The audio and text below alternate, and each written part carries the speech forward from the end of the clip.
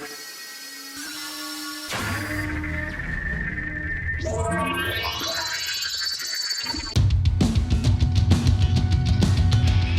to the SHW podcast. SHW, this is our wrestling. Hey, you think you could walk all over me, but I don't see that happening. We're warriors who strike terror into the hearts of others without warning. You say And now, the Voices of Southern Honor Wrestling. Brandon Benefield, Gerard Bonner, and Diana Michelle. fight our way to What's going on, everybody? It's that time of the week. It's Friday. You know what that means. It's time for your favorite podcast, the SHW podcast.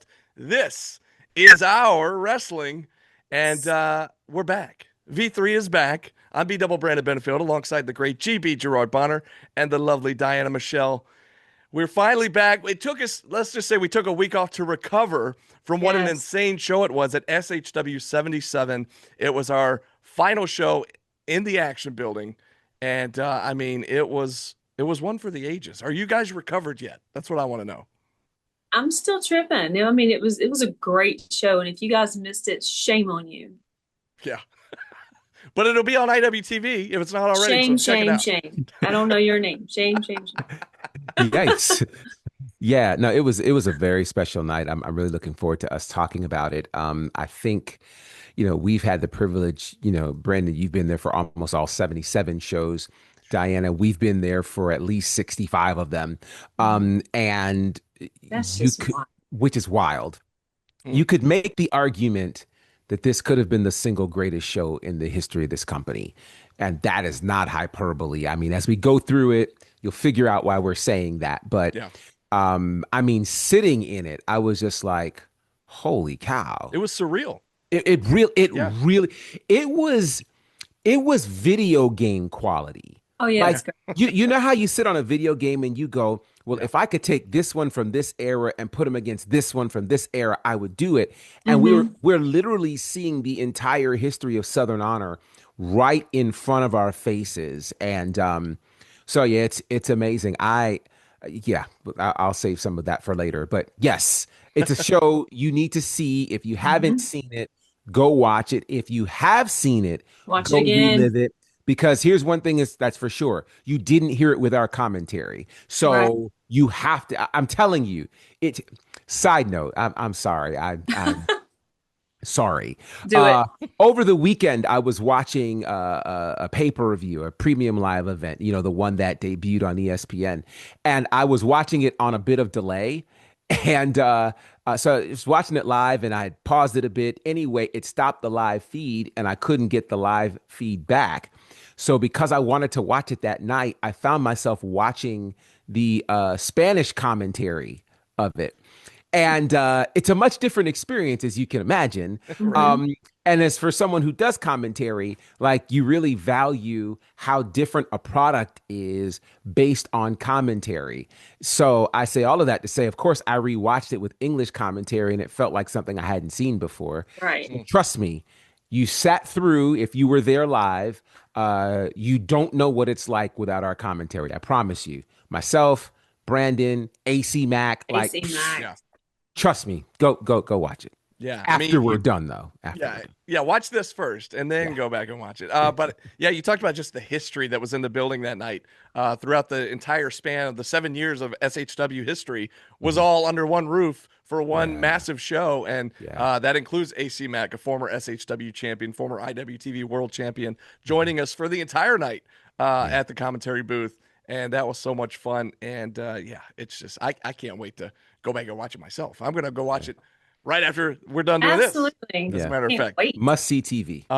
But man, it was so much fun. On top of us covering that show, of course, PWI came out with the top 500 earlier this week. We saw a lot of familiar names on there. We'll talk about that towards the end here. But before we get to that, let's talk about SHW77. Let's recap the show for you. If you were there, you can relive it with us as we talk about it. Wait. Yeah. We can't.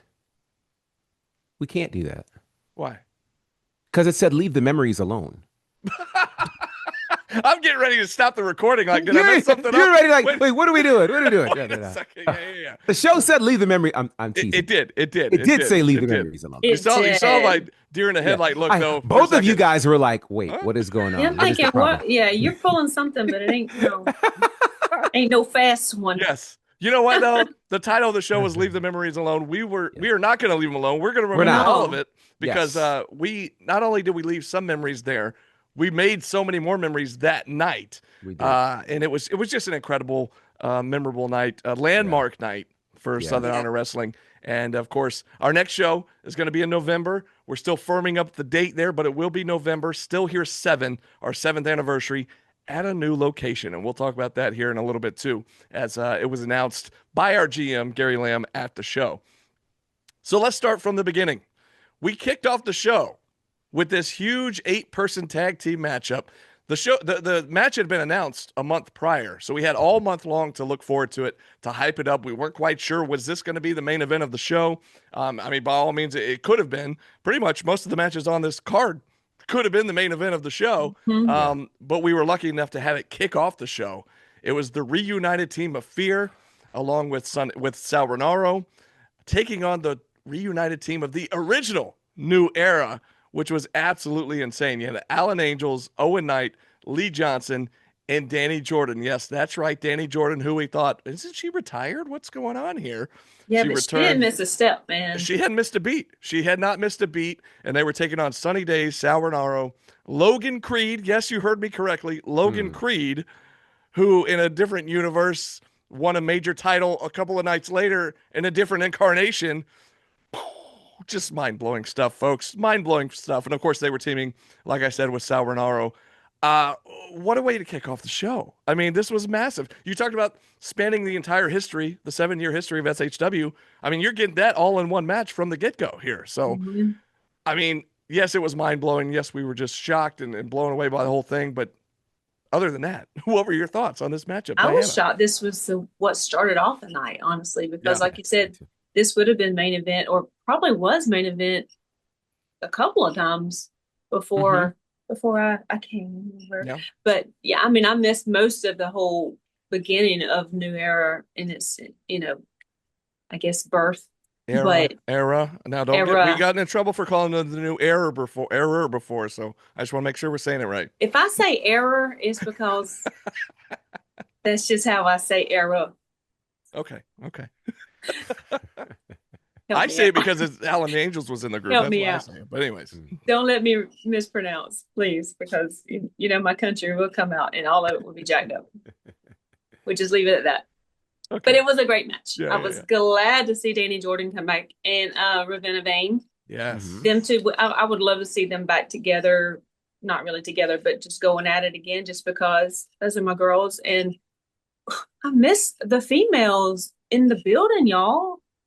But, everybody else is great too. I'm just going to be biased today. Well, I don't think you're biased in that. I think one of the things that has made Southern Honor great over 7 years has been the women who have come to wrestle and battle. And, so to have, again, I'm with you, Diana, that match starting the show blew me away because I'm like, if this is how we start, how are we going to finish?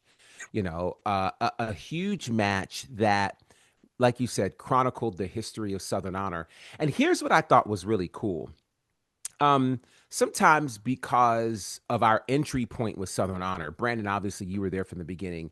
Diana and I came in around show 13 or 14, which to some is close enough to the beginning, right? We forget that there are a lot of new fans that we've accumulated along the way.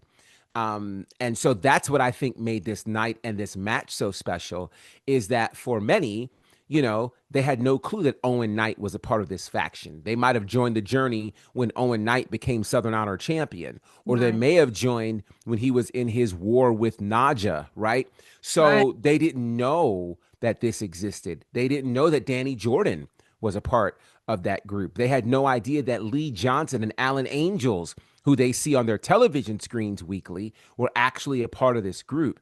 So to see all of this history together, we knew about Happy Madness, but the group Fear itself is a totally different entity that had rarely been revisited over the last 3 to 4 years of Southern Honor.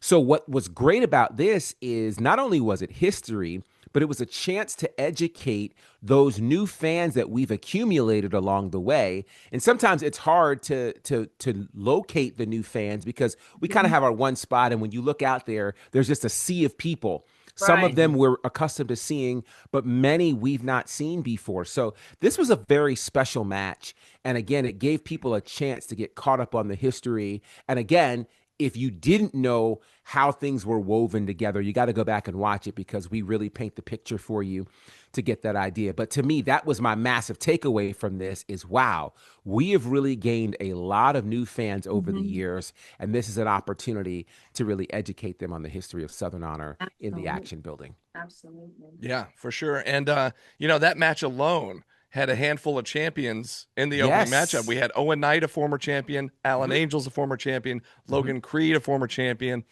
Sonny and Sal, former tag team champions. And what a blockbuster way to kick off the show. Yeah. And on top of that, we had plenty more former champions in the house. The very next matchup featured Gunnar Miller, who current fans are very familiar with in this current incarnation alongside Matt the Mouth Griffin. But Gunnar Miller, when he came in, actually, you know what? He kind of came in not being much of a fan favorite. And then all of a sudden, True. the fans loved him for a while. He became champion. That was a huge moment when he became champion. The fans went crazy. Yeah. And now it is what it is. You guys know what Well, he's it doing was lately. such a feel-good moment when he did become champion. I mean, his son was there in the ring with him. Yeah, It was, yeah. it was a whole to-do, like tearjerker, tugging on your feelings kind of thing. Yeah. I don't know where he lost his way, man. I don't, somewhere in Matt Griffin land, it just went to pot. Yeah, he got Griffin in the ear and, turned on Gary, turned on the company, and it's been that way for a little while now. But we knew going into the night that he was going to be in action. What we did not know is who he would be facing. Well, the month prior at the Rumble Jack, we had a surprise return from one half of the inaugural tag team champions, Matt Lynch, in the Rumble Jack. Actually, his brother Joey was there as well, brought him out, to the ring. And so that was amazing, a great return. Well, Matt returned once again as Gunner's surprise, opponent here that night. And again, two former champions, a former tag champ, former Southern Honor champ in this matchup. And despite his valiant efforts, Matt Lynch, for a second there, he put up a heck of a fight. It was the point where he got tossed over the guardrail, taking out like 3 rows of chairs. Right. Luckily, the fans scattered and got out of the way. But the fact that he even was able to get back to his feet, get back over the guardrail, and get back into the ring, I mean, that was huge on its own. And it wasn't much after that before Gunner hit the spear, hit the jackhammer, took care of business. But He barely made it. I mean, it was almost a 10 count. We were cheering him on. Come on, Matt. yeah, Yeah. great to see him. But Yeah. it was a rough night at the office. So, but Yeah, it made for a great moment in terms of seeing him. It was a great surprise. We didn't see it coming. And, one of the things that happened in the Rumble Jack was we were so taken by, the return of Joey Lynch. Matt Lynch being in the match felt nostalgic, but we don't remember much about what Matt did in the Rumble Jack. And that's no knock to Matt. It was just so many things that were happening. So kind of the first one-on-one match we saw from Matt Lynch in years in Southern Honor. So that was exciting. And then we had a moment where we remembered, oh, snap. Yeah, Southern Honor has evolved a bit. And when you are out and away and you jump back in, it's hard to jump back in as this new thing is moving. And Gunnar Miller, whether we like him or not, the evolution of Gunnar Miller has made him even more dangerous than when he first returned to Southern Honor right around our first show back in December of 2019. So, we learned a really strong lesson. It was, again, great to see Matt. But wow, he was the proverbial sacrificial lamb. And Yeah, we're not exaggerating. Go back and watch and see how Gunnar Miller literally manhandled Manhandled him. Matt Lynch, and And Matt's not a small guy. he's not. He's not. He's not. I Well, mean, Gunner shouted at Mac, AC Mac, who was sitting next to us during the match, and I think we mhm, even referenced it on commentary. Gunner said, you can't take years off and then just step back in the ring, especially against somebody like Gunner Miller. yeah, And yeah. like Gunner or not, He he's was right. exactly Right. right. He was right. So, He yeah. was right. And Matt found out the hard way, unfortunately Yeah, for him. yeah. After that, though, we had a marquee tag team matchup that we heard about ahead of time, and we were very excited because we were going to see teaming up for the first time ever, the Messiah Alexander Lev teaming with the Savior David Ali. Of course, taking on two guys that have been a thorn in the side of Lev over the last several months, that being Grayson Pierce and Christian Taylor, accompanied by the Southern Belle herself. And great matchup, fun matchup. Yeah. Uh, Now, what was interesting was Lev had a match, I don't know if it was the night before or a few days before, where he had been busted open. And rather than come out and bandage up that spot, it he left it exposed and it reopened very quickly into the matchup. And because people were around us were wondering, like, did he hit his head on? Like, what happened there? Did he hit his head on the post? Like, all of a sudden he had the proverbial What crimson did mask. David do? What did David do? Yeah, did David hit him with a bow? Like, what happened there? And but I mean, he fought through it. But as crazy as it just looked crazy because he had that crimson mask on, like you've seen before with Completely Stone covered. Cold or Shawn Michaels or any of the Yeah. greats back in the day with the just covered in blood. But it was a fun match. I mean, you guys take on this one. Well, it's always good to see David back home. Always good to see David back home. I will admit I was sitting on the edge of my seat waiting to see if Lev and David were actually going to make it as a complete tag team in this match, or if some ego was going to get the best of one or both, and then they would throw down because we were supposed to get that earlier in the year. Was supposed to get Lev versus David Ali, Savior versus Messiah, but they held it together. They did well. And I guess joined forces against the evil, crazy, Unhinged. unhinged. I don't know if they have an official name, if they're going to come up with an It's official got to name, but be we've been Unhinged. dubbing them as Unhinged. Yeah, absolutely. Christian Taylor and Grayson Pierce and the Southern Belle. She had a little hand in everything too. It was good match. Good match. It was good to see them together and fight for the better of the world, save us all. Yeah, the do-gooders, dare I say. And Yeah. I think sometimes it's probably the traumatic nature of what we've all been through in life, where it's hard for us to believe that someone actually changed their ways. Right. And so, David Ali, kudos to you, sir. You did what you said you were going to do on this podcast, which was to indeed support Alexander Lev. So that was, and Lev needed it. He absolutely needed it. So shout out to David Ali, Alexander Lev. I wondered, and I still wonder, the wisdom of Alexander Lev taking this match so close to the biggest match of his career, that title shot coming at Still Here 7, which he earned by winning the Rumble Jack. Now, in fairness, and I think AC Mack mentioned this point on commentary, that to really be able to focus on the SHW championship, he needed to get past all that was going on with Grayson Pierce and Christian Taylor. Now, I think it works out where we have this extra month between what happened at SHW77 and Still Here 7, because that does give Lev a little more time to heal, a little more time to focus. And We're head to heel. yes. We're not spewing blood 2 seconds into the match. Yeah. Exactly. So kudos, a great match for everybody involved. And I'll tell you, as wild as this sounds, there is something special about this group that we're calling Unhinged, because they have, it's interesting. It feels like, 3 misfit toys that you wouldn't normally put together. But they work together. It's like you wouldn't eat flour by itself. You wouldn't eat baking powder by itself. You wouldn't eat a raw egg by itself, but you put it together and it helps to make a cake, and you'll eat that. And I think that's what we have here with Unhinged. Obviously, you have a few more ingredients in there, Absolutely. but the point of it is you would not take those three and deal with those and consume them separately. Something about the combination of these three is working and can prove to be very, very dangerous as we step into this new chapter of Southern Honor. I was just trying to think who would the raw egg be. I'm going to say Christian Taylor's the raw egg. The flour. What were the other two ingredients? Flour and what else? And baking powder. Baking powder. Interesting.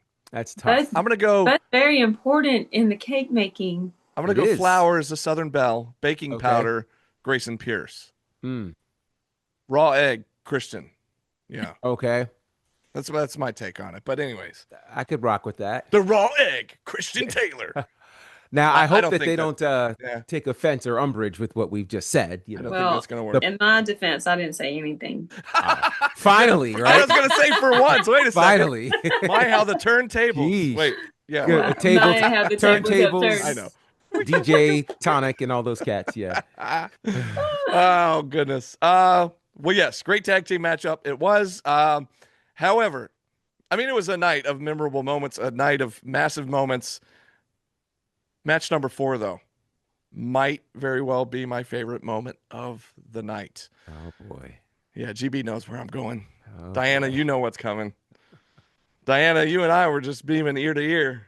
I was so shocked. I was. Yeah, too. we were all Literally, I looked over at y'all's table and my mouth was gaped open. I was like, what just happened? Now, for the fans that weren't there and they don't know what we're talking about, let me clue them in here. Prior to the show, we knew we were going to have a petty party from Ashton Starr. At least we were supposed to. Right. We would find out later that Ashton couldn't perform the petty party because the party planner was MIA. So it didn't happen. But Hollywood Hunter James, who wasn't even on the card, wasn't on the schedule, wasn't on the lineup. We hear his music, and I'm looking at the sheet. I'm looking at Diana, looking at GB, looking at Mac. Like, I didn't know he was going to be here.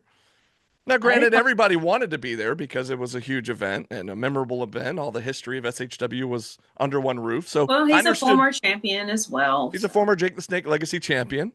So, he just wanted to be in the house. Well, he comes out there. What, G? It took me a week and a half to finally catch that. They said it at the show. You guys just said it. And I was like, the party planner. Oh, it just hit me. Oh, yeah. You forgot about the party planner? The PP. Yeah. It just hit me. Okay. Sorry. Louis? I mean, it just hit me. Yeah. Well, anyways, so carry on. Hunter James comes out, and he's not there just to celebrate the action building and to celebrate SHW. No, he's there because he wants a match with Bryce Canton, at the time the current Jake the Snake Legacy champion. Now, Bryce had put it out there that he was putting out an open challenge, but to any SHW original. Now, we had discussed on the pre-show, we discussed with Mac at commentary, like, what exactly does original mean? Had you had to have been there since day one, since the first year, the first couple of years? What makes you an OG? And I kind of looked at it as a day one. I mean, we had a lot of day ones in the building. So Bryce putting it out there to any OGs, I mean, it could have been any number of folks that were there that night. Well, Hunter James wasn't having any of that. He's a former Jake the Snake Legacy champion. He wanted a rematch himself for that title belt. Out comes Bryce Canton. They get into it. Bryce trying to explain, well, you're not a Southern Honor original, so you're not who I had in mind. That's when the music of the star of the show, the Prince of Petty, Ashton Starr, hits. He would go on to explain, there's going to be no petty party. My party planner is MIA. I don't know what he said. Did he say he was stuck in traffic or something? Yeah, so whatever the case may be. But Ashton was still in the building, and he's a Southern Honor original. He was at that very first show. He was at that very first few years, a former Southern Honor champion, a former Southern Honor tag team champion. And then we were foaming at the mouth excited about this because I looked at GB and said, you know what this means? He could potentially make history here tonight on an already historic night and become the first ever Triple Crown champion in Southern Honor Wrestling history. And that's exactly what ended up happening. He would go on to get the match with Bryce Canton. Maybe a little bit of an assist there from Hunter James in the match. But whatever the case may be, Ashton Starr walked out of SHW77 as your new Jake the Snake Legacy Champion and the first ever Triple Crown Champion in Southern Honor history. What a moment. What a night. What a It was match. crazy. It was insane. We haven't seen Ashton. Now, he did make an appearance at the Rumble Jack the month before, but prior to that, we hadn't seen him in a while. So for him to return, take this open challenge from Bryce Cannon, and then actually win the match and make history in the process, I mean, it was nuts. And everybody's jaw was on the shocking. floor. That was not on my Yeah. bingo card at all. And now that he is champ, he'll be back. Yeah, absolutely. It's not a one and done. He'll be back. So that's exciting. I mean, is he making his rounds back to the hometown? I don't know, but that's exciting. We love Ashton, and maybe we will have the petty party come still here 7. Maybe Well, we'll see. As the Jake the Snake Legacy Champion, I don't know if there's a match that will take place, but I would imagine he will be in the house for Still Here 7 in some form or fashion. So looking forward to that. I have to imagine that the Jake the Snake Legacy Championship will be well represented at our anniversary show. Yeah.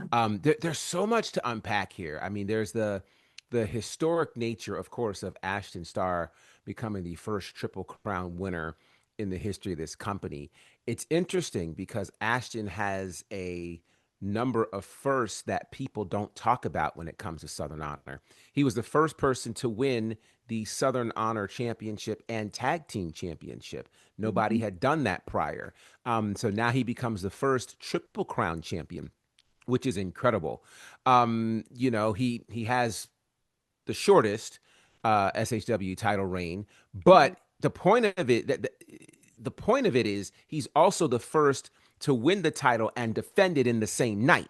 Right. Yeah. So there are a lot of firsts connected to Ashton Starr that I don't think people consider when you start talking about the history of this company and what this brand has meant.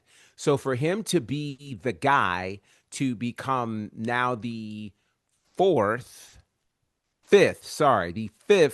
Jake the Snake Legacy Champion is significant. Now, in him winning that title, this also makes Bryce Cannon the shortest reigning Jake the Snake Legacy Champion of all time, which again is a shocker. I have to tell you, I think I was looking at a potential lengthy reign for Bryce Cannon, but this is proof that anything can happen.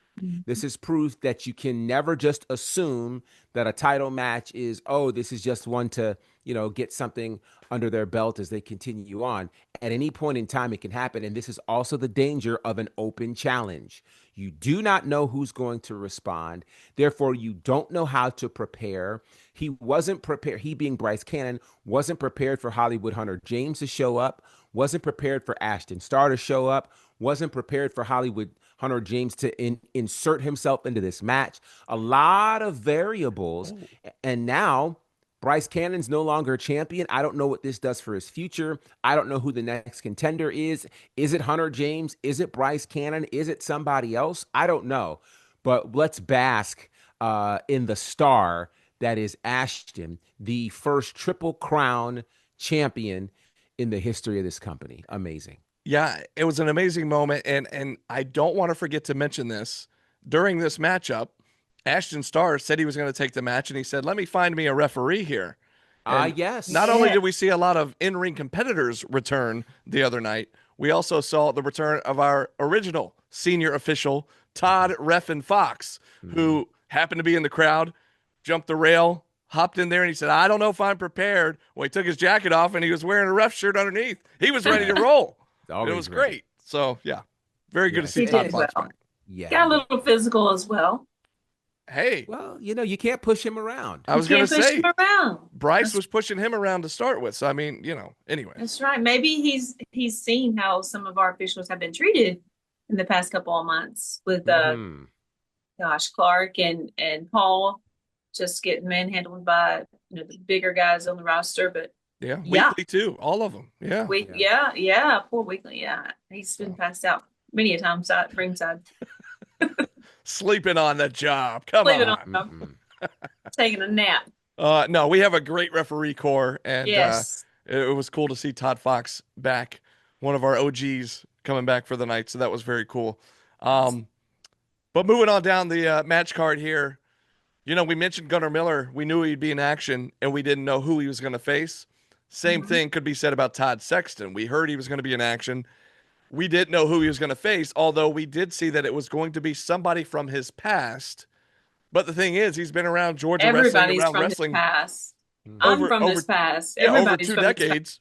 It could have come from anywhere, and they didn't say SHW specifically, so it could have been literally anybody. Anywhere. Exactly. However, it was a connection to SHW, a former SHW champion, a former SHW tag team champion, that being Corey Hollis, who we never thought we would see again, much less in the action building, inside a Southern Honor Wrestling ring. Now, he had already been retired in an SHW ring before and then come back.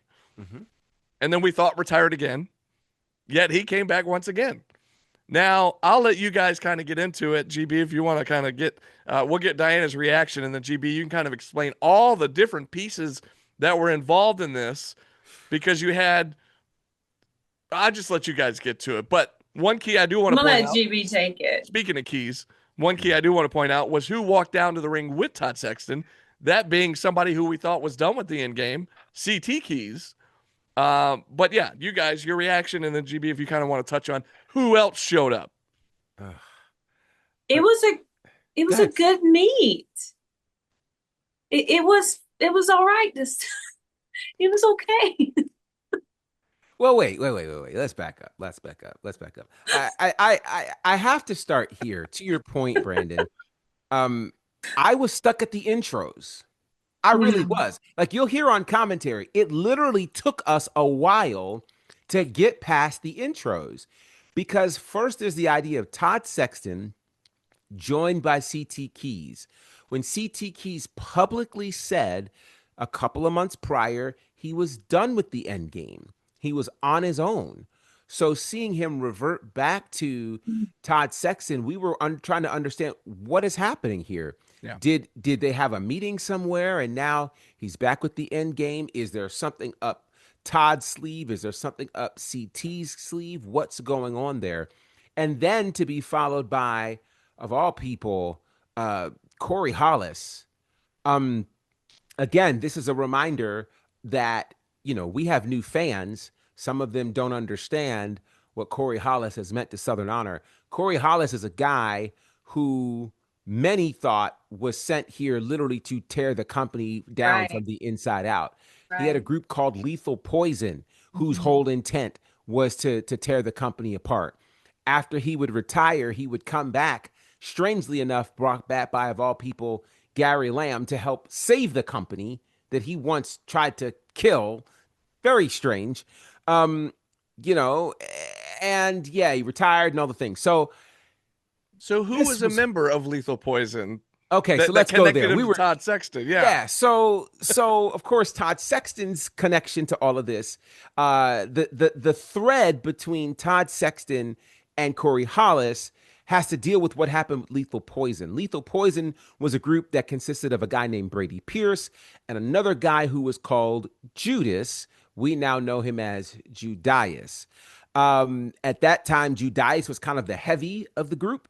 But of course, we now know that Judias, a major part of all things connected to Todd Sexton.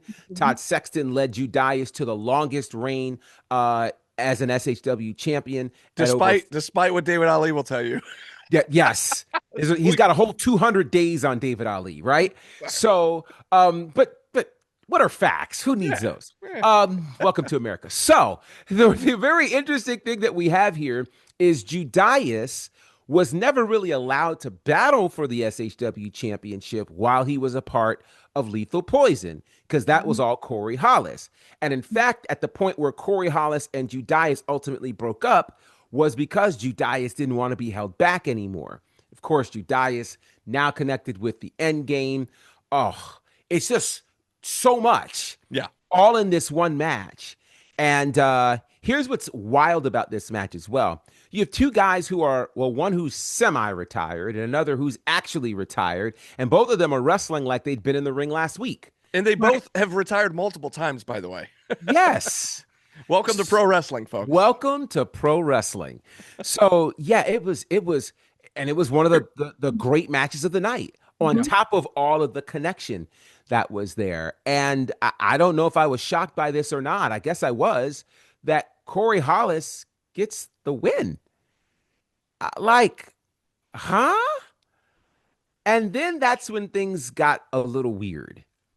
So CT Keys looked very upset that not only Corey Hollis gets the win, but that Corey Hollis and Todd Sexton embrace each other in the ring. Seemed very, very strange. CT didn't like it. So now Todd comes out of the ring, says something to CT. We still don't know what it was. Whatever it was, CT goes in the ring and then attacks Corey Hollis. Then, of course, Todd Sexton comes in, thinking that Todd and CT are on the same side. But now CT gets his pound of flesh finally on Todd Sexton, now helping us understand that maybe the end game really isn't a thing. Maybe this was a diabolical plot by CT Keys just to get his pound of flesh. Then, of course. Yeah, I mean, he deserved it. He deserved to get his one up on that. He did. He was treated as like an errand boy by him and Nick Halen. So, yeah. Yeah. So then we hear music that we haven't heard in nearly a year, as the longest reigning Southern Honor champion, Judias, shows up. I wish I had a snapshot of your face when that music hit. Oh, Lord. I wish I had a snapshot what happened after that, but go ahead, GB. Yeah. So Judias comes. We quickly remember the rule. You do not stare this man in the face. And look, by the way, even look at him. Hey, I tried to tell AC Mack the rule. He threw that rule right out the window, looked him right in the eye. I was like, what are you doing? Yeah. What are you doing? Anyways, we'll get there. We'll get there. But go ahead, GB. So the real question is, what has brought Judias back? We've not heard from him since he lost the championship at Still Here 6. We didn't know where he was. We didn't know what he was doing. When he came into the ring, who was he there for? Was he there to side with CT Keys, his brother from the end game? Was he there to side with Todd Sexton? Was he there to side with Corey Hollis? So many ties, so many connections. And he goes after CT Keys. And in a sight I thought I would never see, Judias, Todd Sexton, Corey Hollis, all together and being cheered? Yeah. Weird. Bizarro land. Yes. And CT on the outside, standing alone. And it was just such a weird, surreal was one of the words of the night. We had a few words of the night, but surreal was definitely one of them. And then what happened after all of that was one of the most bizarre things as they made their exit. Look at G, he's still tripping. Judias approaches our table, which he has done many a time. And every time we've learned over the years, don't make eye contact. And I even say to AC Mack, the rule is don't make eye contact. I look over, I'm doing this. And I look at AC Mack and he's looking right up at Judias. G's looking straight down. And, I'm watching. And Mack is looking at me and he goes, I think he wants you to, and I like move my hand and he's got his fist out in front of me for a fist bump. And I'm like, well, that was bizarre. And then he fist bumps Mac. And then he extends his hand to my broadcast partner here, Gerard Bonner. Which took him a minute to actually get the attention, eye contact. Right, because none of us were, Because he was not looking, he was trying his best. He's like, I don't know what he's doing to me or what he's doing in front of me, but I am not looking at this man. And not just did he eventually reach out and shake his hand, then Judias grasped his hand, pulled him up out of his chair to where they were both standing and gave him like the firmest handshake I've ever seen. What was going through your mind, I guess in a way to perhaps make amends for all the times he's messed with you or put his hands on your collar when he grabbed you in the chair that one time. Maybe make amends for all of the stuff he's put all of us through over the last few years. It was like a whole new side of Judias that I never expected to see. And that's the look I wanted, Diana, was a snapshot of GB's face during that moment. I watched the whole thing. Because it was frozen in just like a... Yeah. What were you feeling? What were you feeling, G? I'm literally Describe the reliving moment. this. It was hard to put into words. It really was because... Wild. Again, as large as this man looks on television... He's bigger. Doesn't He's do him bigger. justice. Yeah, he's bigger. He's bigger. He's a very scary man. He's at least 6'7". He's bigger. And anytime he's ever been in my presence, it's never been good. It's never been good. The man grabbed me by the collar and Yeah. no. I remember. By the way, So- Diana, it's pro wrestling. We say near 7-footer. Oh, We don't put an exact number on it. Come on now. Anyways, so He's a big dude. he's a a near very big 7-footer. Yeah, he's I a mean, big very, boy. very big guy. As a ring announcer, I'm pretty much an exact. So I know. you know, Yeah. But Well, to paint the picture for the I was fans that weren't exactly there, scared He out was of my huge. mind. I was scared out of my mind. I didn't know what this man was going to do. I know, and that's what showed on your face. That And- was what was killing me, because I could see his face, and he had a calm, kind of a grin, like not like I'm gonna kill you grin, but just like a, hey man, I'm friends now, and you were like, yeah, we are not making eye contact still, and it was almost like he was begging you just to look at him, and I was like, Bizarro. look at it. I was yelling at you, look out, Gia, look at I it. didn't even hear you. I know you I didn't. heard You were nothing. closed off. Yeah. I can only imagine what that looks like on camera because can't wait. I just remember what I felt, and Yeah. I it can't wait was to like see. the world stood still. It was Bizarro world. Yeah. great. Oh, it And then to was try to definitely- talk that was like, Oh goodness. Yeah, well, it took you a minute to sit down after that, and that was Yeah. crazy. Yeah. Yeah. Yeah. That was wild. You had your dark pants good on. moment That though. It was a good. good moment. It was great. Amends, maybe. We think. wow, Maybe. wow. Who knows? And who knows where that might lead? Again, still here. 7 is right around the corner, and so there was some unfinished business there with CT Keys and those 3 individuals that were still standing in the ring. So who knows where that goes from here? But time will tell. Time will tell. And let's move right along to the next match. We said all along going into this night, we knew the action building at some point in the near future is going to be torn down. Yep. We wondered if there were going to be particular matches during this night that were going to get a head start on the tearing down of the action building.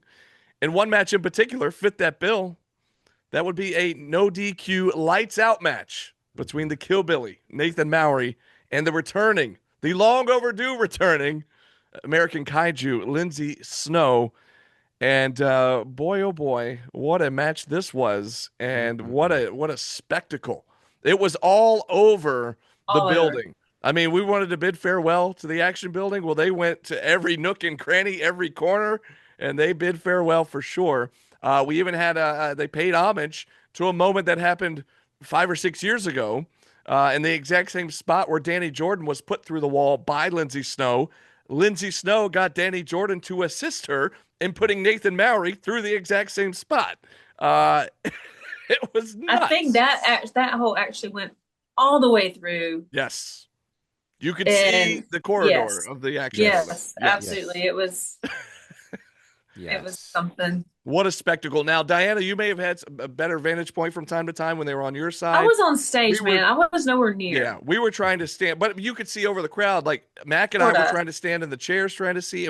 We still couldn't see. The biggest visual I could get was we'd see the top of the light poles as they were coming up to be swung down, and then we would Then hear you hear the the explosions. we'd hear the crash, and so Yeah. we couldn't really see. And all the fans were gathered around. We know the cameras were over there, so I'm anxious to see that Right. match to get the close-up view of what actually was going down. We were calling what we were kind of calling it what we were hearing. You know, it was just kind of a bizarre match, but what a spectacle for the fans, and what What's a crazy though an is all unforgettable this match. all this punishment and damage that they're doing to each other.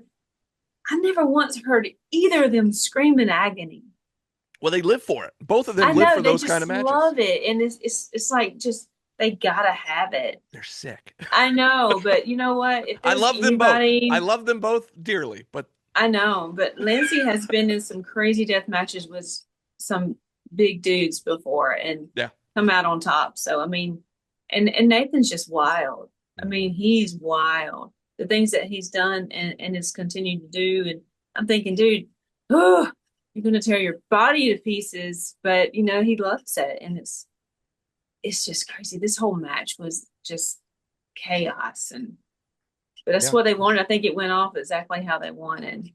Absolutely. And you're right. He lives for this stuff to the point where he created the Blood and Honey series, which is a Right. death match series of matches in Atlanta. Like there was no real death match scene in Atlanta, in Georgia, and he kind of created it from scratch and Right. has run that for a series of shows over the last year or two.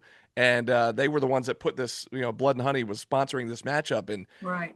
it was nuts. He lives for this stuff, man. It was crazy. Yeah, it was wild. And again, indicative of some of the craziness and chaos that has happened in the action building over the years. And this could arguably have been one of the wildest scenes we've ever seen. Just incredible. It's hard to put into words. And it just speaks to, again, what uh, both of these competitors, the Kill Billy has meant and what Lindsay Snow has meant. She had not been in the action building in 5.5 years. That is a So good. Yeah. crazy number when you So think good to about see that. her for sure. Well, Great the to last see time her. she was there was something between Brooklyn and Danny. It was right Yeah, before the pandemic hit it was because the it was last early. show before Yeah. the pandemic, March Yeah. 2020. Yeah. Wow. Yeah. So, the world changed. And just so it was great to see them both in that building, giving us one of the craziest matches we'd ever seen. And yeah, wild, wild. I mean, literally something you have to see to believe. Yeah. For Which, sure. so Yeah. I remember, I forgot something that we did not mention, and I got to go back just to shout this Yeah. person out. Going back to Ashton Starr, when he was supposed to have the petty party, he did not have the party planner, Pooper, but he did have Susie. We Yes. saw He the did have return of Susie. Susie, Susie who Q, we Susie have not. Quinn. Yeah, she was such a huge part of all things connected to Ashton Starr for a significant period of time. So it was good to see Susie again. I Yeah. thought about her and I said, I We got to love shout her out. her. Susie Yes. World Order. Good call. And yes, she had the party popper at one point. Yes. Yes. Yes, she So did. very good to see her and a fun reaction for her as well because a lot of the older fans that remember Susie, I mean, Yeah. she would get more chance than the people that were in the segments, and it was just like how did Very true. she just blew up. And they created Yeah. the Susie World Order shirts and Mhm. all kinds of fun stuff. So yeah, very Yeah. cool to see her. Love And her. pull back the curtain. Congratulations to her and the Kill Billy coming up sometime soon here. As they, Yeah. It's tie like Very, her very 13 soon. days or something, Yeah. or less. It's coming soon. Time We're the getting night. close. We're getting close. But Or better yet, jump the firecracker induced broom. Right. I was Yeah. trying to think of a good yeah, metaphor. whatever but they I call it in that world. Yeah, Yeah. the deathmatch Yeah. world. crack the glass bottle or something. Yeah. Crack it over your head. I'm Oh, sure it's going to be some kind of craziness embedded into the wedding. Crack the I'm light tube sure. or something. somebody's Something. going through a barbed wire table or something. Absolutely. I mean, Who knows? nuts. It's gonna be Reception's going to be crazy, I'm sure. a wild Yeah. wedding full of deathmatch wrestlers. Mm-hmm. There's no telling, no telling. But congrats to them. We love those guys. Yes. And all right, tag team action. We knew that the infantry, fresh off of their 6-man tag team champions in championships in ROH, they're busy. They're on the road. They were not going to be able to be in the building, unfortunately, for our final night at the Action Building. However, we had a set of brothers, Aaron Dallas, Ethan Dallas, stepping up to the plate to take on the Skulk, who have been the thorn in the side of the infantry over the last several months. And these guys put on a great match. And I think a lot of people, I don't think we were very shocked, but I think a lot of fans were shocked. The Skulk was definitely shocked that the Dallas brothers were able to pull off the victory here and got the big win. However, it's kind of what happened after the match that had left everybody talking. But you guys, your take on the match and then what followed? Well, what I take from it is how freaking over the Dallas brothers are. I mean, we all knew Aaron was over, but now Ethan has gotten equal, amount of support from the fans, and them together, it's just like I don't know, it's just a little party. They're the everyman. They're the everyman, Yeah. Especially Yeah. Ethan, the fans see themselves in Ethan. And if he They can get love out there it. and, it's great. I love that. I mean, it's wholesome and like you said, it relates to a lot of the people who are not in the ring that are there to watch and Skull didn't know what hit him. Y'all know they didn't have a clue. Yeah, I think it surprised them too. They was really expecting to come out and take this match easily, and boom, That's what happens. that's what Yeah, happens. I thought for one, I have to call it an upset. I did not see the Dallas brothers getting the win over the Skulk. The Skulk seemingly had figured out how to dominate every other team in Southern Honor. They Yeah. just could not seem to get past the infantry. But, this whole Dallas situation is pretty significant. Now, I will say this, um, for me, the Skulk has my favorite theme song in Southern Honor. It Well, just it's long enough. it goes. It never plays long enough. Geesh, it never I plays mean, long it's enough. long enough. Oh gosh, but yeah, it's great. If we're winning based on theme songs, they'd have some competition still, but but yeah, it's not theme songs. It's what you do in the ring, and I think part of their mistake here is that they took the Dallas brothers lightly. They Mm-hmm. just figured, oh, it's Ethan Dallas. Oh, it's Aaron Dallas. It's no big deal. And they were surprised by A. Ron and Mm-hmm. Van. And suddenly, all of a sudden, they've got a loss on their hands. And now we have to consider, are the Dallas brothers a potential contender now for the tag team championship?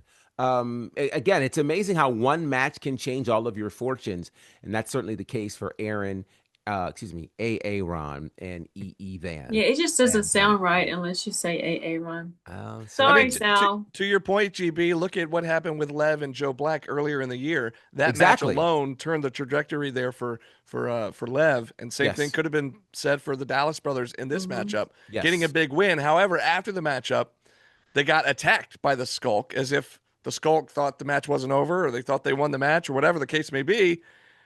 And then who came to the rescue? You talk about how over the Dallas brothers have been. Well, perhaps the most over tag team of all time in Southern Honor Wrestling, hmm All hmm Star Special. We knew Oh, they were going to be in the house. We didn't know when they were going to show up, but we knew they were going to put a quarter in the jukebox one last time. They hmm come to the rescue, and we took it back to the beginning where it all started. Little Sweet Caroline sing along with the Canton choir. Oh, it was hmm a feel good how moment, much wasn't it? fun! How much fun was that? And yeah, if you don't have anything else, you're gonna have a good sing along on a fan favorite song, and that one's one of the best. Even though you hmm would have never imagined a tag team like Huckabee and Hanson to come out with Sweet Caroline, but Yeah. man, it works. It just works. yeah, yeah. You think again about history, and whenever fans join the journey, fans who joined the journey during the rise of the All Star Special, they don't even understand how the All Star Special was formed in that building. Right. So for the varying promotions that have had the opportunity to experience All-Star Special, and even the promotion that they have birthed, Kraken, Yeah. none of that happens without the action building. And so you look at a Hold My Beer Hansen, who had the ultimate in grassroots campaigns to be a part of Southern Honor. We from Started him right here on the podcast. right, him Yeah. hacking our podcast, and campaigning to be a part of the Rumble Jack in 2020, our first show back, and what that turned into. And then you have the monster, and he was a full monster. That was William Incredible Huck. Huckabee, the Incredible Huck, who still 5 years later, 5.5 years later, we're still referencing the dog collar match that kicked off Mhm. 2020, feud of the year, match of the year. Really, it set the bar. And Yeah. so for him to go from that monster to this fun loving, still tough customer that Absolutely. is William Huckabee, turns into a mentor, Mhm. ultimately would become mentor of the year. Like it marked a real transformation for Huck and Hanson. the mercenaries they would become, and all of the things that they've been able to do because of what happened in that building. So Well, it Hampton was promoter of the year this well, night. this is what I'm saying, right? Yeah. So he's promoter of the year. The year before, Huck is mentor of the Mhm. year. These two are all over the place as one of the greatest tag teams in Georgia over the last 5 years, and it was all birthed in that building. So it was just great to have them back for that. Yeah. Great to see them be able to pay homage, and great for us all to be able to celebrate what they've done. And again, it's proving that Southern Honor isn't just about matches, although the Mhm. matches are great. It's about these moments. And we had Moments. so many matches and so many moments all converging on one night. And this was another one that was incredibly special. Absolutely. And you talk about we're still talking about that dog collar match from 5 years ago. I'm still dealing with my insurance trying to get my car covered, but it's Exactly. neither here nor there. But That part. anyway, after that craziness and after that great sing along that we had with the returning All Star special, we finally hear the music of our GM. We were Yeah. kind of surprised. I think even Mac mentioned it. He's like, I'm surprised we're this far into the show and we haven't Hmm. heard from Gary Lamb yet. Well, Right. we finally hear from Gary Lamb. He talks about the night, talks about the history of Southern Honor Wrestling, but the thing that everybody wanted to know the most was what's next? Where are we going? Right. Well, he Right. mentioned that coming up in November, Still Here 7, our 7th anniversary. And again, as I mentioned at the top of the show, we're still firming up the date, but it will be in November. Hmm. And it will take place at Reformation Brewery, which is just a couple of blocks away from the Action Building. It's in the mill right there, the mill on Etowah, right there in Canton. And so they've offered to host us for our next show, and who knows, maybe for the foreseeable future until he did mention that they were looking for a new building, and so obviously stay tuned to the socials, and you guys will be the first to know as soon as we know, and but yeah. So there you go. Our next show, Still Here 7, will be at Reformation Brewery in Canton, right around the corner from the Action Building. But after he made that big announcement, of course, here comes the mouth, Matt the Mouth Griffin. Again, we had already seen him earlier in the night. Once is enough. Actually, once is one too many, if I'm being honest. Agreed. But here he comes again, gets in the ring, starts taking credit for the demise of the Action Building, talking about the demise of SHW, talking about how this war that's been going on with him and Gary Lamb for years, how he's won the war and it's over. And then Gary laid him out. He just laid He him did. No out. warning. And then Yeah. he said what shocked everyone, it's Still Here 7, I'll see you in a cage. Not I'll see you in a match. I want to go one-on-one. He said, I'll see you in a steel cage. Wow. Still Here 7. We're getting a steel cage match. Yes, yes, yes. Let me say it slowly because I know it sounds crazy. We're getting a steel cage match between Gary Lamb and Matt Griffin at Still Here 7. This It could can't be. get here. It can't get here fast enough. I can't wait. It worries me though. I mean, honestly, and I'm not giving any kudos to Matt because I could, whatever. But he does have experience in the match world and the craziness and the blood and the crap. But I don't know that I want Gary in a cage with this. I was going to say a bad word with this guy. I don't know that I want it. I mean, do I I do. think Gary can hold his own? Yeah, I'm here I for it do. all day. Let's do it. I mean, I feel like it's going to be fun. It's going to be good to watch. I mean, I think Gary's going to, have his time with him, but at the same time, I don't know, man. Here's what's interesting to me about pro wrestling and steel cage matches.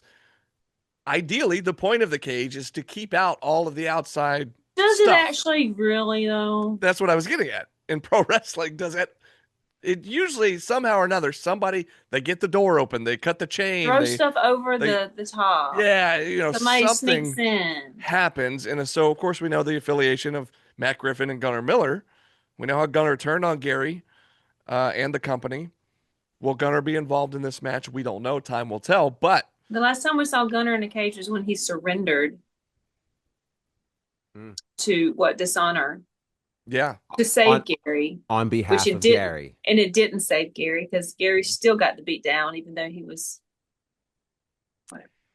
Yeah, that's an interesting point that you bring up, and I wonder how Gunner will feel about that. I will tell you, um, you take Gunner away, you take all of the other potential things away, and if you just leave it to Gary and the mouth, Matt Griffin, I'm still concerned.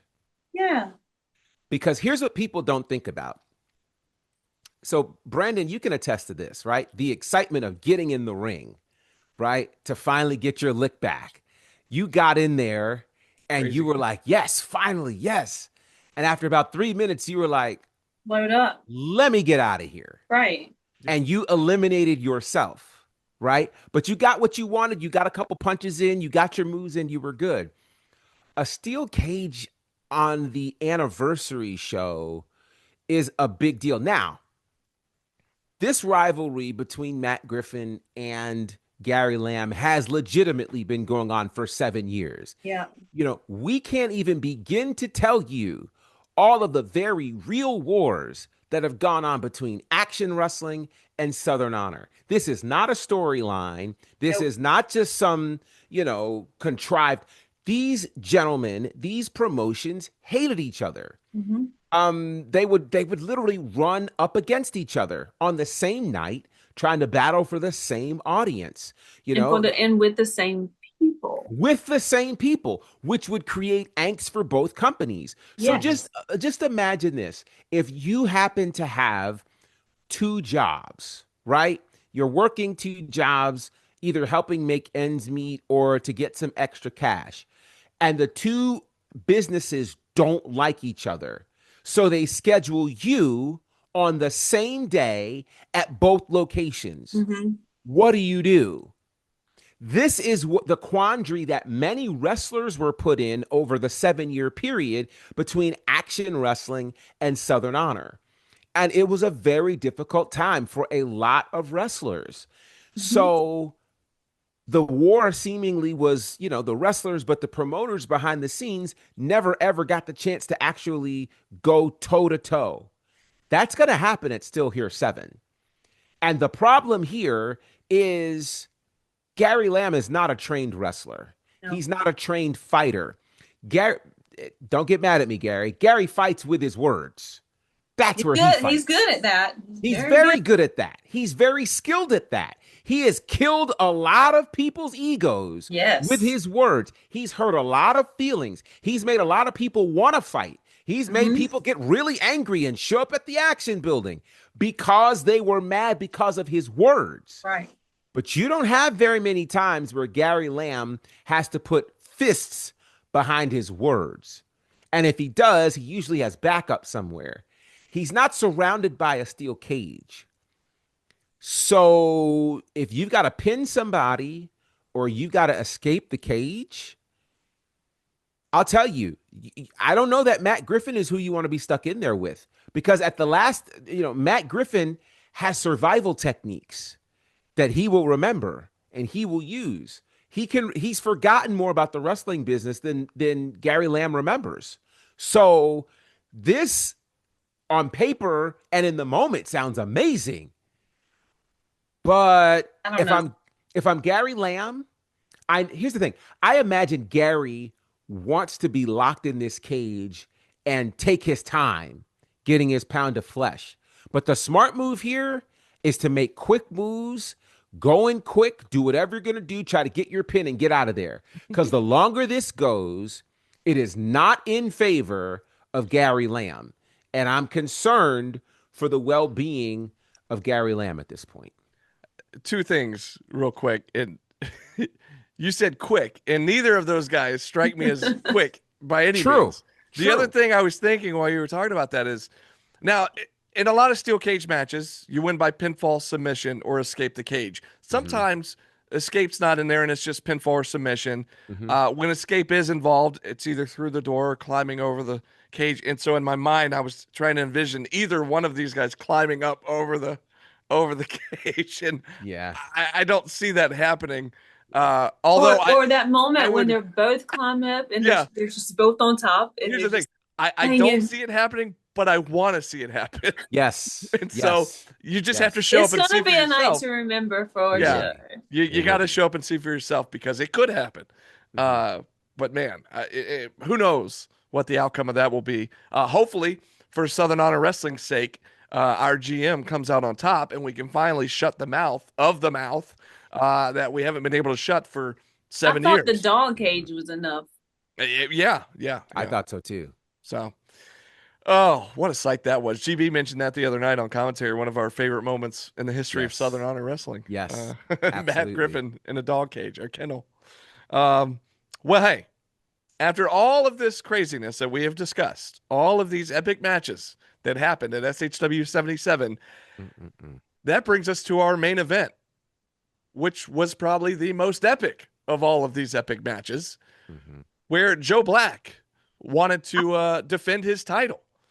And he said, you know what? I know there are a number, if not all, of the former Southern Honor champions in the building.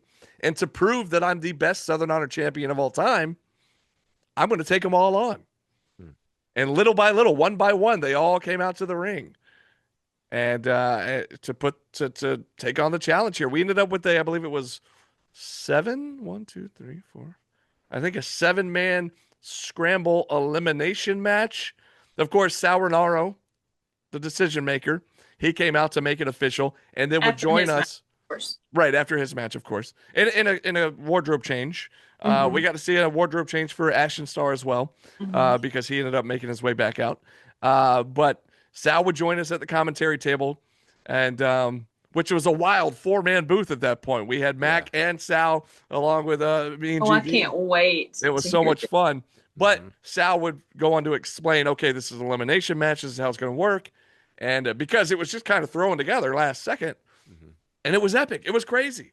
It was a whirlwind, but it was pretty incredible to see all of these former Southern Honor champions not only just under the same roof celebrating the action building and sending it out on style, but to compete in one match against each other for the biggest prize in independent wrestling, I dare say. Mhm. So Mhm. it was really special and a very cool moment.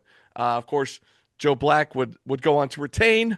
He will Mhm. appear at Still Here 7 and defend it against the Rumblejack Okay. winner Alexander Lev. But so many different moments in this matchup, and if you guys want to touch on any, feel free. But just what a special way to close out such an epic night. I mean, it was incredible. Well, let's go back a bit Yeah. to the first match where Alan Angels decided he was going to talk smack to AC Mack.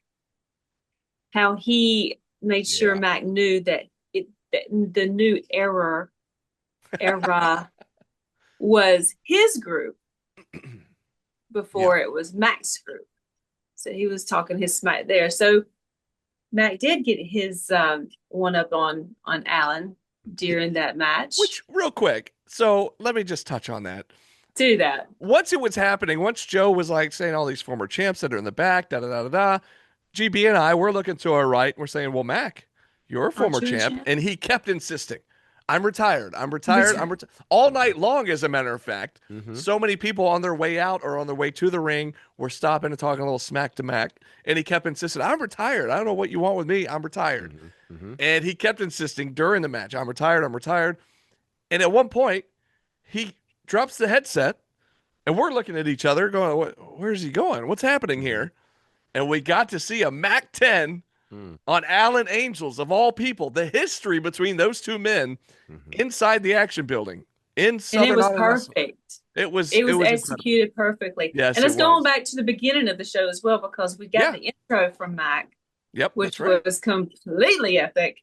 Mhm. I forgot to mean- mention that at the beginning. Diana, you Yes. can walk us through that real quick before we get to the rest of this main event. Well, When Matt came out, so before the show Yes. really kicked off with our first match, Matt got introduced because he was joining us for the night at the commentary booth. And it was he got introduced as the mouth of the South, but Yeah. that's as far as I was going with that, because I was determined to get that Mac intro. And man, did he deliver. Oh my God, did he deliver. To be in that ring, standing there with him once again and watching him do his thing and to feel his energy, woo!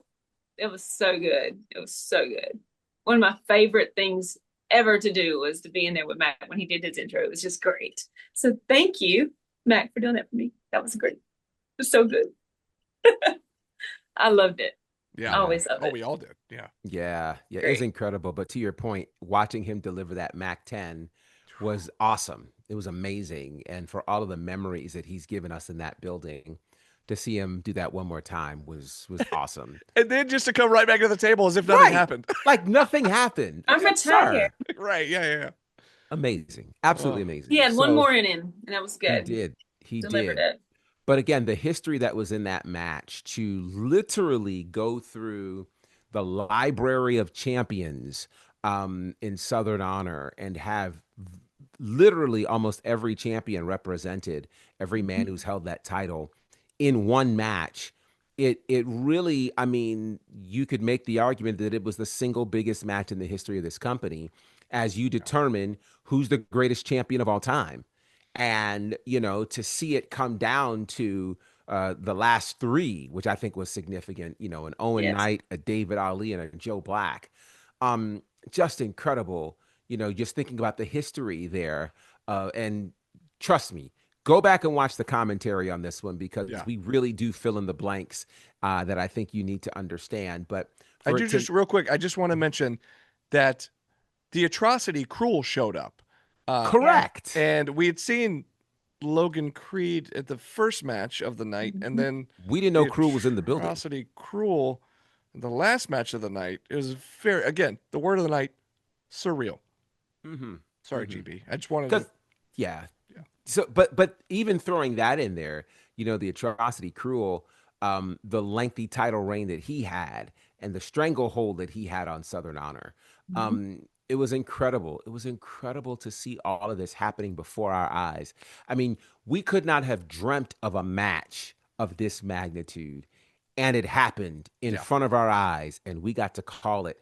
And at the end of the night, for it to come down to I will make the statement, perhaps the two men who are the most passionate about this brand in terms of in-ring performers, that being Joe Black and David Ali.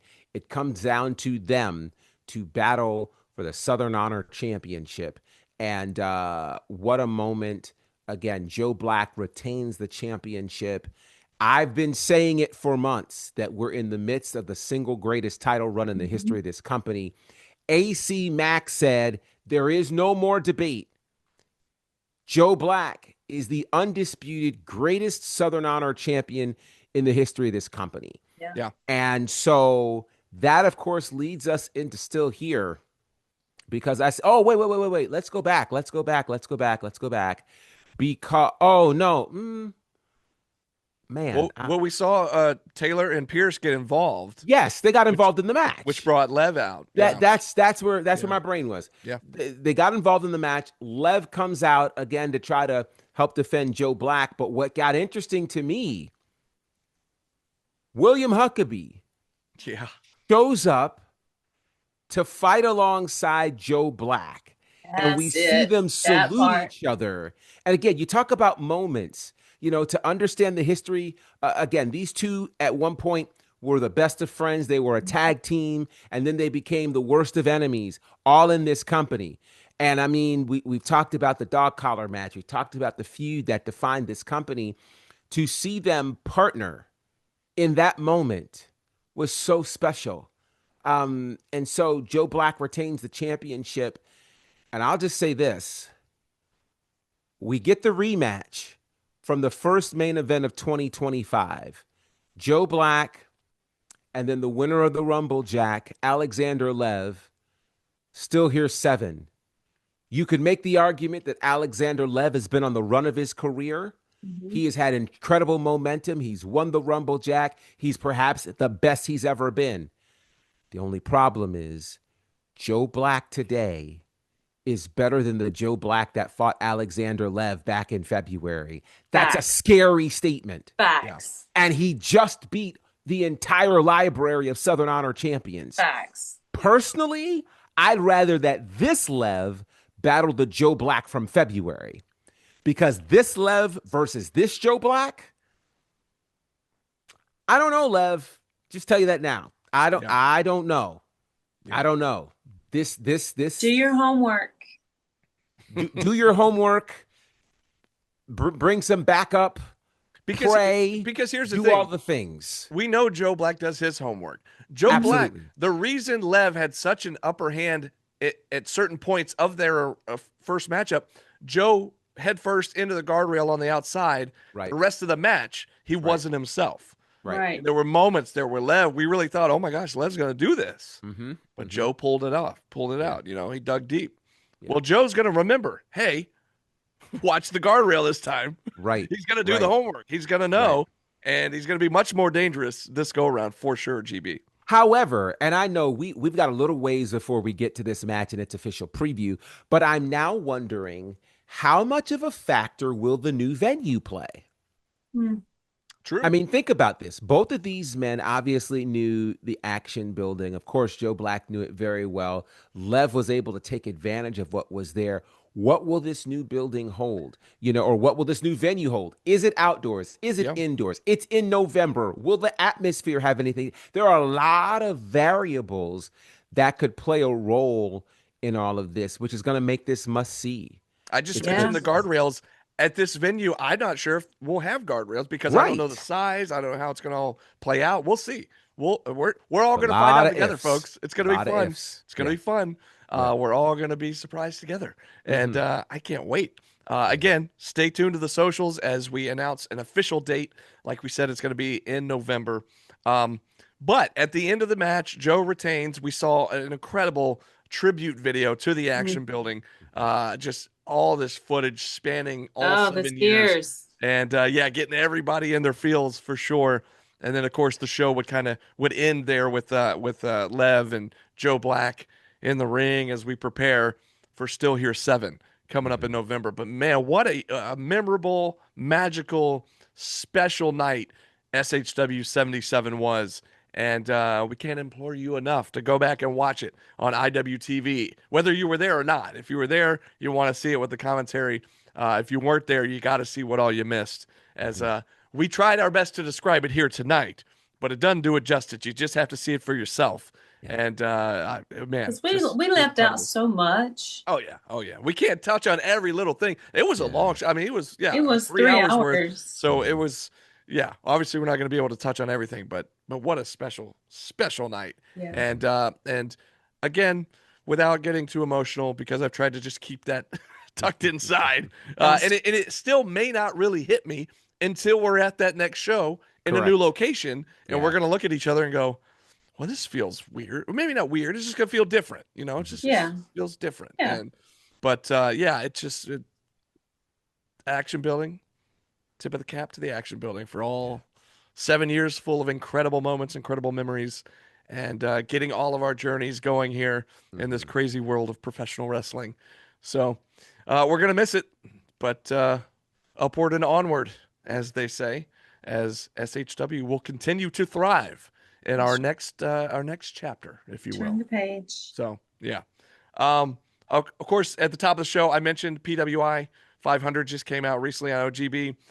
You were talking to us about this off air earlier. You want to touch on some of these familiar names that? Absolutely. Yeah. Go ahead. So in case people don't know, PWI, of course, Pro Wrestling Illustrated, the most respected wrestling publication in the game. Every year they put out a number of lists. One of the lists, of course, is for tag teams. It's down to the PWI 150. The all women's list is the now PWI 250, which is pretty amazing. And the situation for the male wrestlers, or those who fought male wrestlers, let's say that, is the PWI 500. This is the 35th edition of the PWI 500, which is significant. I mean, that tells you plenty about how long this has been going on.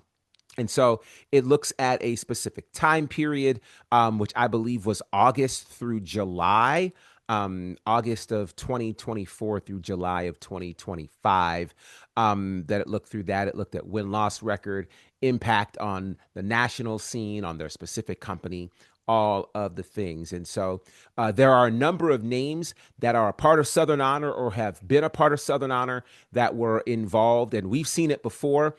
We remember a couple of years ago when AC Mack was the highest ranked independent wrestler in the business. Last year, that went to Alex Kane, who was like number 25 or something like that.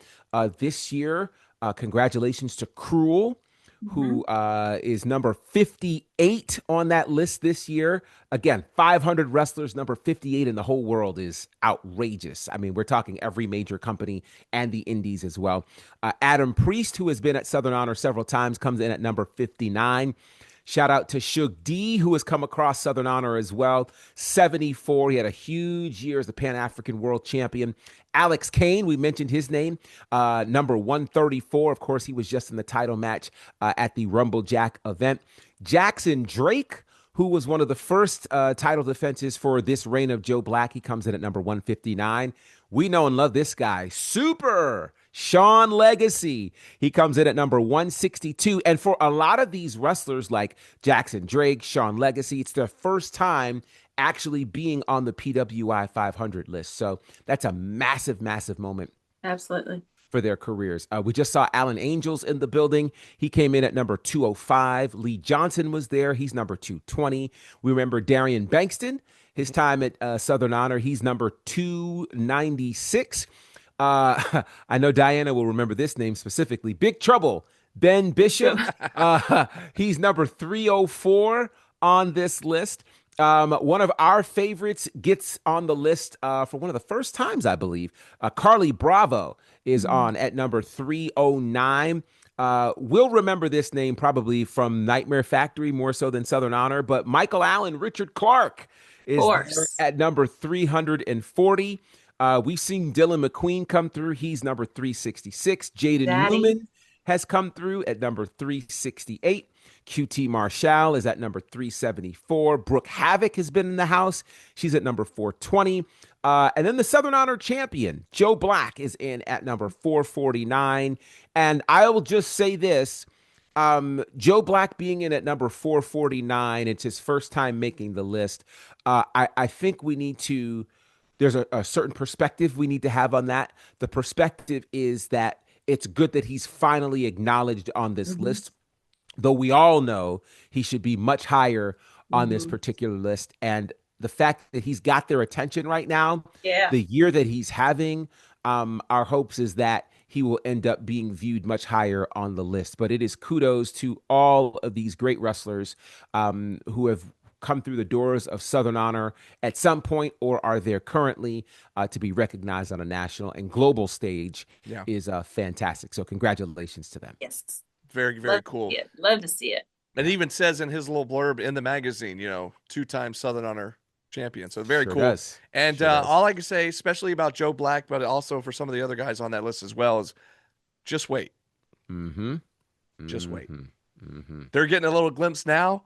You know, some of these people worldwide, nationwide. Who are these? Who are these names? Who are the? Just wait. Yeah, it's funny. Adam Priest, I think, is a great example of that. I mean, he spent quite a bit of time in Southern Honor, and you know, he had an opportunity here and there at AEW, and before we knew it, boy, he's on Collision, and he's, you know, fighting for the Ring of Honor World Title, and he's number 59 in the world. Just amazing. So I'm excited for what this next year is going to hold, but congratulations to all of these great Southern Honor wrestlers who have been recognized by Pro Wrestling Illustrated. Yeah, absolutely. Congrats to all of the folks that we know, all the names that we recognize there. Very cool. And it's very cool. It's very indicative of SHW, just the fact that we have such great talent come through here over the years and into the future. Just going to be bigger and brighter, like I said, onward and upward as we enter this next chapter of SHW going into November with Still Here. Of course, before we get there, though, we will be back here with more episodes of the podcast. And keep tuned to the social media, like I said, as we firm up the date. We'll give you the official date, and then also we'll start making the announcements as far as the matches. Already, we know of 2 massive matches. Joe Black defending the SHW championship against the Rumblejack winner, Alexander Lev, and also Gary Lamb. Yes, Gary Lamb inside a steel cage against Matt the Mouth Griffin. So 2 marquee matchups right there already that we know of, and so much more to come in the weeks that lead up to Still Here 7. But we can't wait to see you then, and we can't wait to see you back here, right here on your favorite Right here. podcast. So until then, this has been SHW. And this is our wrestling.